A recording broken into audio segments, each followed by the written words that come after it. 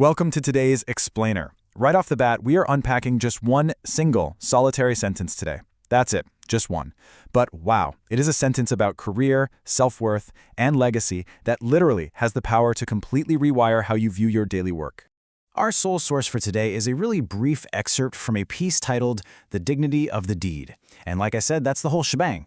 We aren't bringing in outside statistics, no sprawling case studies. We're going to deeply deconstruct this text, literally tearing it down to its studs, to understand the totally opposing paradigms of professional worth hiding right inside it. We're going to look at the exact words chosen, the structure of the thought, and the profound mindset shift it actually demands from us.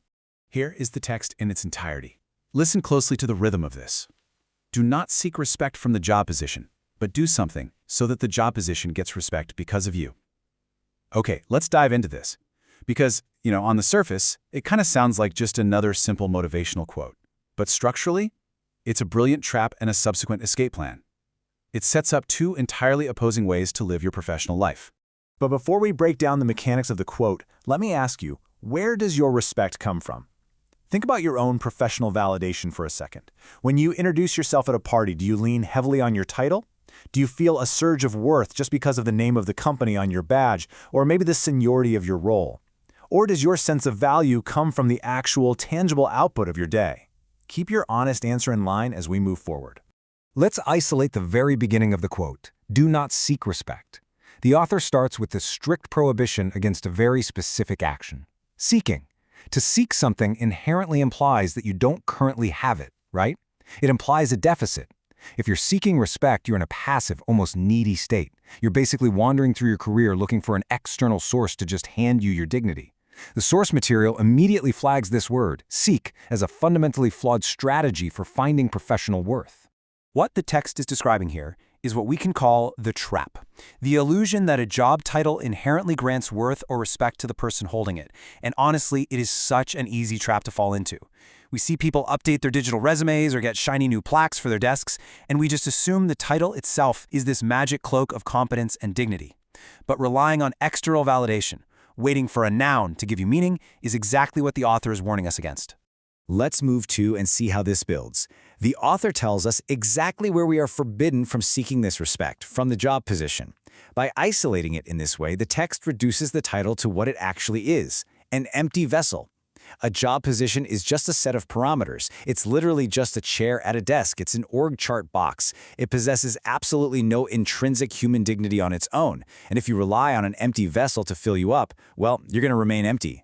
So this brings us to a crucial checkpoint in our understanding. Ask yourself, are you defining the role, or is the role defining you? Because if you're caught in the first half of the author's sentence, seeking respect from the position, then you're letting the role define you. You're basically wearing the title like a costume, hoping it makes you look bigger. But as the text implies, chasing titles without the underlying substance of action leaves you entirely dependent on a label for your identity. Now, what's really interesting about this slide is the incredible shift in energy. We hit the fulcrum of the entire sentence, but do something. Notice how abrupt and active that is.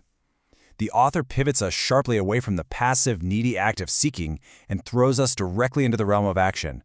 Do something. It is an empowering command. It places the locus of control entirely back into your own hands. You're no longer waiting to receive, you're being commanded to generate.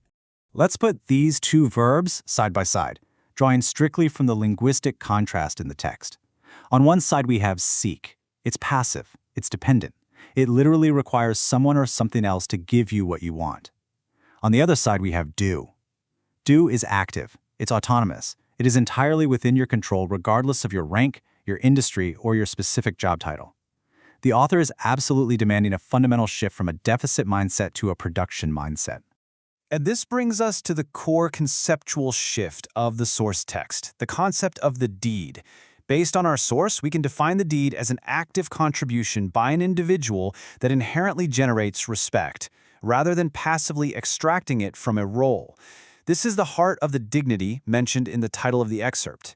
The true currency of worth isn't handed down from a corporate hierarchy. No, it's forged by your own hands, through your daily actions, your problem solving, and your excellence. And here is where the author introduces a brilliant conceptual inversion. So that the job position gets respect. Suddenly, the flow of gravity is completely reversed. Earlier in the sentence, the trap was hoping the position would give you respect. Now, through your active deeds, you are the one bestowing respect upon the position. You are elevating the role. You're making the title mean something more than it did before you arrived. The sentence lands on this final, incredibly powerful phrase, because of you. This brings the deconstruction completely home. It emphasizes the ultimate legacy described in the source. Because look, a title is temporary, a job position is transient. But the fact that a specific role became more respected, more vital, and more impactful purely because of you is a permanent footprint. You have fundamentally transformed the position through your presence and your deeds. And this brilliantly illustrates the entire dichotomy of today's explainer. Let's bring this into really sharp focus. On one hand, we have respect from the job, the passive receiver. This is the ego hoping a title will do the heavy lifting of earning admiration. On the other hand, we have the job getting respect from you, the active creator. This is the professional who brings so much excellence, integrity, and action to the table that the job title itself becomes more prestigious just by being associated with them. So how do we actually practically apply the profound logic of this single sensing?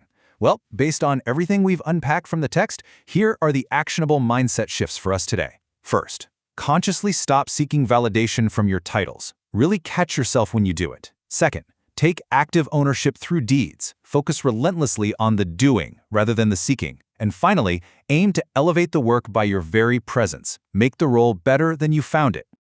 So, the crucial point is, when we read the complete quote again, it no longer looks like just a simple string of words, does it? It's a complete architectural blueprint for a meaningful career. Do not seek respect from the job position, but do something so that the job position gets respect because of you.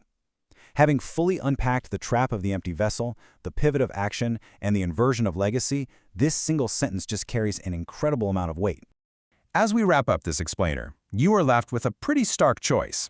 Tomorrow morning when you log in or walk through the doors of your workplace, which path are you going to take? Will the position define you, or will your deeds elevate the position?